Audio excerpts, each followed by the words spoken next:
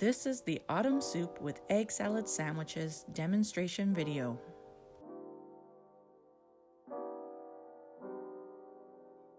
Cooking principles. Autumn soup. 1. Example of a stock-based soup. There are two general types of soups. 1. Soup made with a stock base of meat, chicken, or fish. And 2. Soup that is made with a milk base. Today's soup is a stock-based soup. Stock-based soups are usually made by simmering the meat, bones, and trimmings of either beef, veal, chicken, or fish in water for several hours. The resulting liquid is meat or fish stock. When it's made with beef, the stock is rich and brown in color. Egg salad sandwiches. 1. Review egg cookery. Cook eggs over low and medium temperature. Start at medium heat. You can always lower the temperature as you cook until it's on low. Protein often will squeeze out all the water if cooked at too high of heat, and therefore making our eggs tough, chewy, and rubbery. Accurate timing. Do not overcook. Accurate timing is very important for hard-cooked eggs. If you do not set a timer, you will result in a green sulfuric ring developing on the outside of the yolk. Egg coagulation. Coagulation is defined by the change of state of the protein structure. This means our eggs are changing from a liquid form to a solid form brought on by heat. Coagulation is irreversible. The proteins cannot be turned back into their liquid form. 2. Hard-cooked eggs are cooked in the shell in hot water that has just come to a boil. Hard-cooked eggs should always be cooked in water that is simmering temperature or just below. Do not boil. Hard-cooked eggs should always be placed into cold water immediately after cooking to prevent a gray sulfuric ring from forming around the yolk. Eggs that have been cooked in boiling water usually cook unevenly, have proteins that become super tough, and are generally less appetizing due to the gray sulfuric ring. Nutrition. Autumn soup. The nutrient value of soups depend on the ingredients in the soup. Stock-based soups are high in protein, iron, and vitamin B. Protein. It is essential for building muscle, repairing all types of body tissue, regulating body processes, forming antibodies to fight infection, and supplying your body with energy. Iron. Iron is needed to help build hemoglobin in the red blood cells, to help transport oxygen and carbon dioxide, preventing nutritional anemia. B vitamins help the body turn carbohydrates into energy, help with normal growth and development of the body, maintain good appetite and normal digestion, and is essential for the proper functioning of your nervous system. Egg salad sandwiches. Whole wheat bread, carbohydrates, starch, vitamin B, and iron. Carbohydrates are responsible for supplying the body with energy, sparing protein, and assisting the utilization of fats. Eggs. Protein, iron, phosphorus, vitamins A, B, D, E, and K. Eggs contain phosphorus. The main function of phosphorus is the formation of bones and teeth. It is also needed for the body to make protein for growth, maintenance, and the repair of cell and tissues.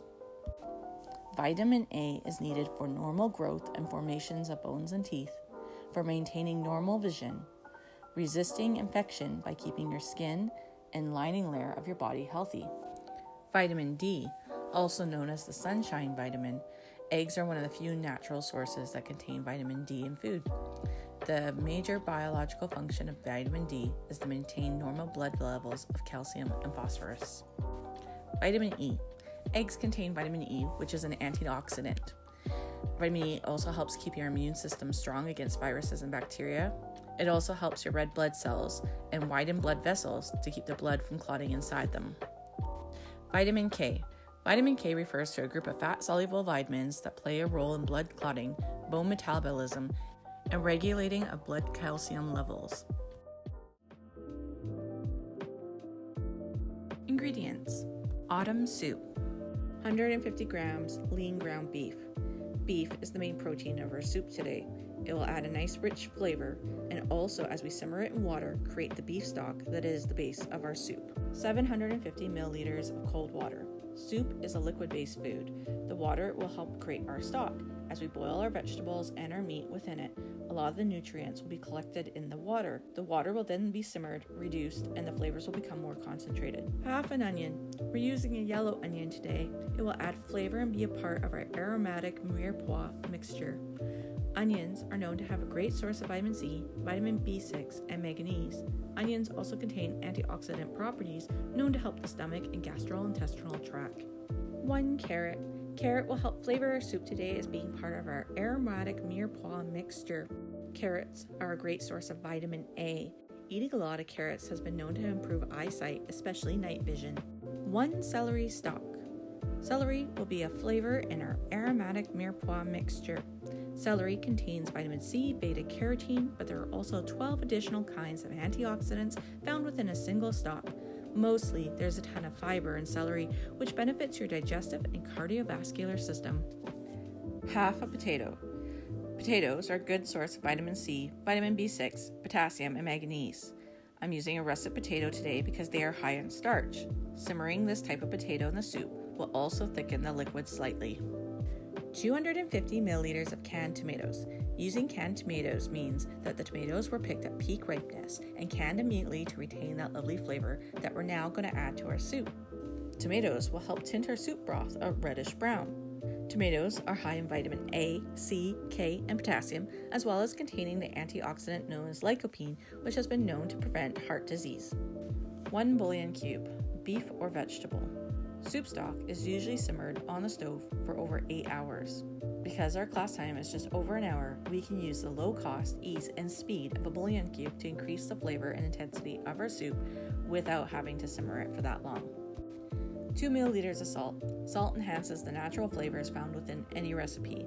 Today in our soup, it will intensify the aromas, balance out the flavors of the vegetables, and make our beef taste juicier. Pinch of pepper. Pepper enhances flavors in meat, gives a little spicy bite to soups, and brings a layer of additional flavor to our vegetables. A pinch of basil. Basil is a sweet herb that's usually essential in Italian cooking. Pairs really well with tomatoes and add a complexity of flavor to our soup today. A pinch of oregano. Oregano is one of the other dry herbs we're adding to our soup today. This peppery flavor will add a depth of warmth to our soup. And lastly, a pinch of garlic powder. Garlic powder is a spice derived from dehydrated garlic. It's using to enhance flavor in our soup today, adding one more layer of complexity. This is the ingredient list for the autumn soup. Egg salad sandwiches. 4 slices of whole wheat bread. Bread is the main base and structure of our sandwich today. Yeast bread is often used because it's easy to slice and firm enough to hold the filling. We're using a whole wheat bread because it offers us complex carbohydrates, which sustains better energy for all day as opposed to a white bread. Margarine. Margarine is another basic ingredient of sandwiches. Its function is threefold. It adds rich flavor and food value, serves to hold the bread and the filling together, and finally, it prevents moist fillings from soaking into the bread, causing it to be soggy. 3 eggs. Sandwiches usually fall into one of 3 categories: protein, vegetable, or sweet. Because eggs are so high in protein, this makes this kind of sandwich a more filling and satisfying one that should be used at mealtime. 30 milliliters chopped celery, half a stalk. Celery not only adds to the nutritional value of the sandwich, but also creates texture and crunch to a filling that would otherwise be soft. 30 milliliters chopped green onion, half a stalk. This will add flavor to our filling today. Green onions are simply the immature shoots of a regular bulb onion. They are milder in flavor, full of vitamin C, B6, K, and potassium. 2 milliliters salt. Salt enhances natural flavors, and it will help bring out all the flavors of our filling today. Few grains pepper. Pepper is the seasoning we're going to use to help flavor our filling today. Pepper adds a bit of warmth without being overly spicy. 50 milliliters of mayonnaise. Mayonnaise is a white dressing created from eggs and oil. Using mayonnaise will help bind together our eggs, our celery, and our green onion, as well as provide extra moisture needed for our sandwich filling. These are all the ingredients needed to make the egg salad sandwiches. Here is a final look at the autumn soup and the egg salad sandwich recipes. Equipment. For this recipe, you will need measuring equipment, including liquid, dry, and small measures. Metal spatula. Large skillet. Wooden spoon. Vegetable peeler. chopping board, chef's knife, stock pot with a lid, a metal spoon, ladle, small saucepan with lid or bottom of double boiler, large bowl, dinner knife, and lastly, a bread knife. Table setting. The table setting you will need today for your soup and sandwich will be a placemat, a soup bowl, a large soup spoon, a napkin, a water glass, and a bread and butter plate. This is everything you need to set the table for your autumn soup and egg salad sandwiches today. Method. Starting with the autumn soup. Step 1. Practice Biscuit before you start your lab. Books away, aprons on. Roll back your sleeves, tie back up your hair or take off your hats. Stack your chairs, wash your hands, get out your equipment and your towels. Step 2. In a skillet, fry ground beef until brown throughout.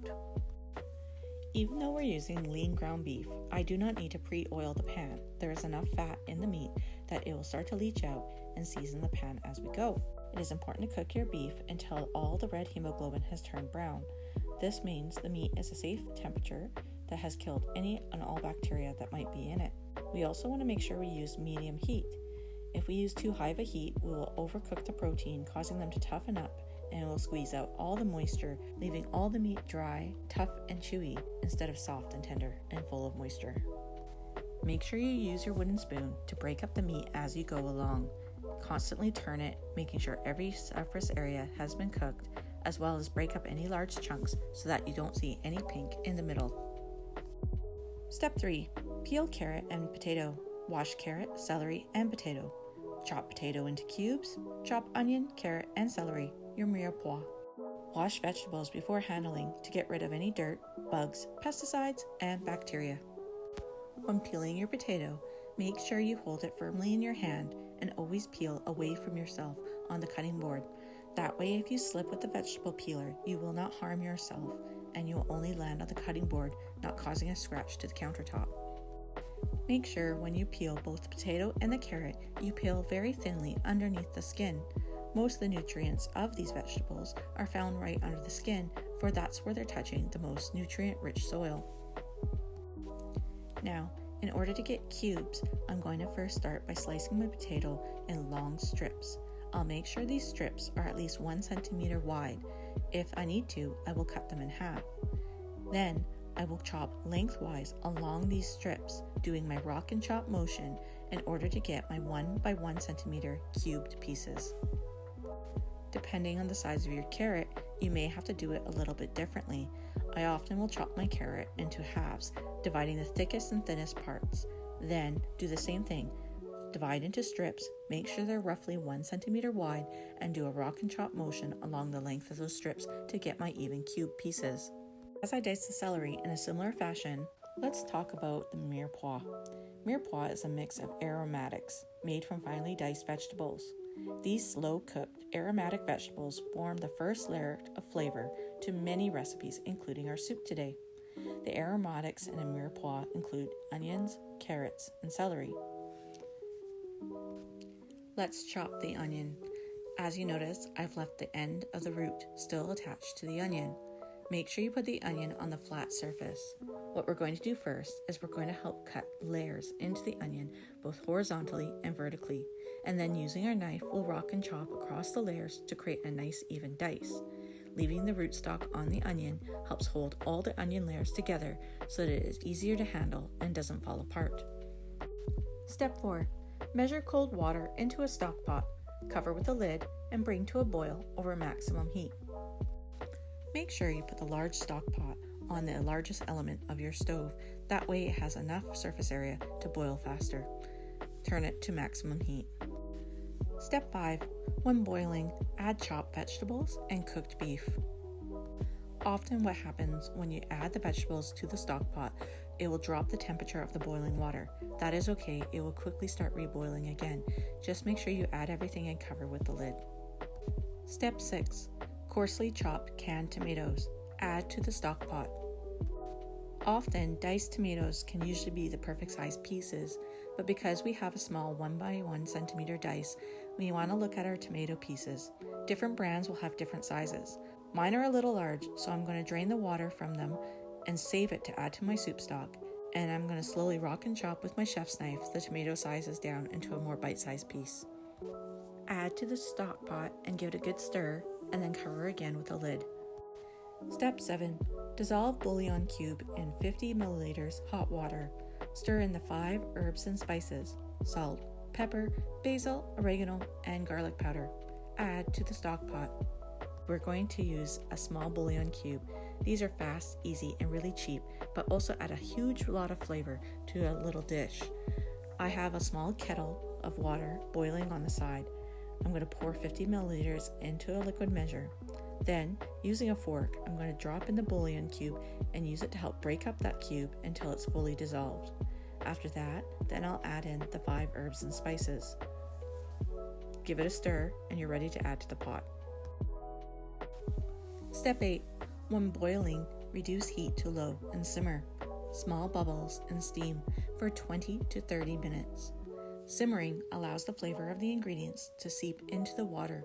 It also evaporates some of the liquid, which helps concentrate the flavors of the soup more. We're going to turn the temperature dial from absolute high to absolute low. The simmering will happen for 20 to 30 minutes.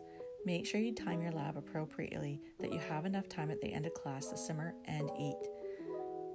When you're simmering, you should only see small bubbles. Make sure you're leaving the lid off for this step.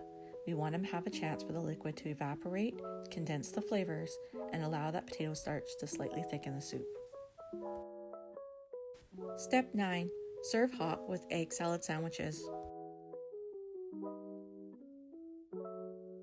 The yield for this recipe serves 4. Let's move on to the method for the egg salad sandwiches. Let's make sure we're practicing Biscuit. Books and bags away, aprons on, sleeves back, hair tied, hats off, chairs stacked, hands washed, equipment out, and go get your towels. Step 1. Fill the bottom of a double boiler half full of cold water. Bring to a roiling boil. Gently lower eggs into the water. Cover with a lid, turn off heat, and let stand for 11 minutes. Or, in a small saucepan, cover eggs with cold water at least 2.5 centimeters, 1 inch, above the top of the eggs. Over medium heat, slowly heat water to a boiling point. When the water just begins to boil, remove the heat and let stand for at least 20 minutes. Do not boil eggs, otherwise the egg protein will become tough and rubbery. For my demonstration, I'll use the second method. I put my eggs into a saucepan. I make sure I have enough water to cover them at least an inch. This pan needs to have more water added to it. Then I put the pan onto the stove and set to boil at maximum heat.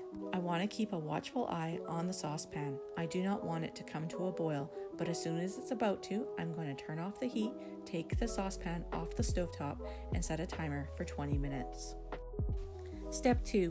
Plunge eggs into cold water. Helps stop the cooking process, helps make peeling of the egg easier to handle, helps prevent a green ring from forming around the yolk. In order to make sure I have super cold water, I filled this bowl earlier and put it into my fridge before I started both the soup and the eggs. That way, the water is super chill to plunge my eggs into. Step 3. Peel, dice, and mash cooled eggs in a large bowl. When peeling my eggs, I'm going to do it on a chopping board. This will help me collect all the eggshell in one spot, making it easier to transport it over to the compost bin. I start by taking an egg and smashing it on the surface and gently rolling it across the length of the board. Then I make sure I get my fingers underneath the shell membrane. Once you get a few strips of the shell membrane taken off, the rest of the eggshell should follow quite easily. Now, sometimes there are small little bits of eggshell that are almost near impossible to get off the egg. My trick for that is to simply take the egg and put it back into the cold water bowl. The eggshell will slowly float up and release off the egg, and then you'll have no eggshell on your hard-cooked eggs. Now, using a chef's knife, we're going to dice up the eggs into small pieces. Make sure you rock and chop across the eggs until they're very small and almost a mashed-like texture. Step 4. Chop celery and green onion. Add both to the mashed eggs. Add salt and pepper to taste. Mix well. Now, unlike the soup, we want the filling ingredients to be diced very, very small, less than 1/2 centimeter by 1/2 centimeter square. Make sure when you're dicing the green onion, you include both the green and white parts of the onion for flavor. Then combine almost all the filling ingredients, the egg, celery, onion, salt, and pepper. Make sure as you're stirring it all together, you're double checking that there are no large pieces that were not cut. Step 5. Combine with the mayonnaise to moisten. We really want to make sure the filling ingredients are well mixed together. Use a fork to help make sure that they are blended and that the mixture is creamy and smooth and spreadable. Step 6. Spread onto 2 slices of buttered bread. Top each with another slice of buttered bread. For easier spreading of the margarine, it should be soft. You can always put it into a custard cup and microwave it in 10-second intervals. Make sure it is spreadable and that it doesn't tear the bread. The margarine is needed for the filling is way too moist, and if it wasn't there, it would soak right through into the bread, leaving it soggy. Make sure you divide the filling in half to add 2 slices of bread. Using your dinner knife, spread the filling around so that it is in an equal layer all the way across. It should roughly be 1 centimeter tall. Make sure you spread the filling all the way out to the outer edges. Sometimes students mound it all into the middle, and then when they cut their sandwiches in half, they have large air gaps between the 2 slices of bread. Step 7. Cut into half diagonally. Serve with the hot autumn soup. Using a bread knife with a serrated edge, cut the sandwich in a sawing-like motion on a diagonal on top of a chopping board for safety. The yield for this recipe makes 2 sandwiches or half sandwich per person for a group of 4.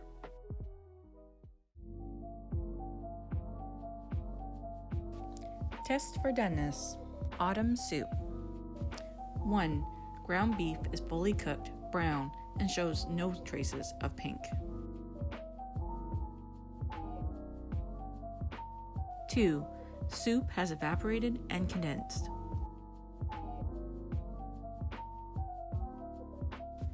Egg salad sandwiches. 1. Egg is fully cooked, solid, and not runny.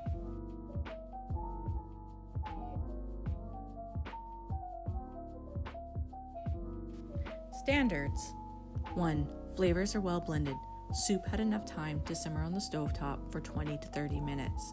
The flavors then were condensed as the liquid evaporated, leaving you with a well blended soup. 2. Vegetables are cooked throughout and still hold their shape but are still tender. When you go to check to see if your soup is fully cooked, I would grab a hard vegetable like potato or carrot. See if you can easily slide through it with a fork. It should still be square, hold its shape, but break apart quite easily. 3. Vegetables are evenly diced, uniform in size, in equal 1 centimeter sized cubes. It is very important that your vegetables look uniform in your soup, and that when you get a spoonful of soup, you have all the different flavors on the spoon and not just one vegetable. 1. Egg is hard cooked and not soft cooked or hard boiled. When you look at your egg yolk, you should make sure that it is firm and solid. We should not see a runny yolk, nor should we see one that's so dry that there is little to no moisture. That indicates that you had too high of heat and the protein squeezed out all its water. 2. Yolk should not have a green ring around it. When you see a green ring around the egg yolk, that indicates your temperature was far too high and that you cooked it for far too long. It allowed the sulfides in the egg to interact with the iron that's also found within the egg. When it had this chemical reaction happen, a green ring forms around the outside of the yolk. It is very unappealing to eat. These are all the standards for both the autumn soup and the egg salad sandwiches. Let's take a look at my demonstration. In the soup bowl, you can tell that all the vegetables are equally diced in shape, and also that the pieces of beef match these shapes. You can see that the liquid has been slightly condensed. It does not look watery, indicating that the water was mismeasured or you didn't have enough time to simmer it. It has a brilliant reddish-brown color, showing a medley of flavors. The egg salad sandwiches, you can tell the filling is a bright, brilliant yellow. It was not made with eggs that were overcooked with sulfuric rings. You can tell the filling is equally spread throughout the sandwich. Also, you can see that it was cut properly using a bread knife because the bread is not squished. It still retains its fluffy texture. Stock soups are a great way for taking some simple ingredients and turning it into a gourmet meal, full of vitamins, minerals, proteins, fats, and carbohydrates. I hope you enjoyed making this recipe as much as I did. Happy cooking, and thanks for watching.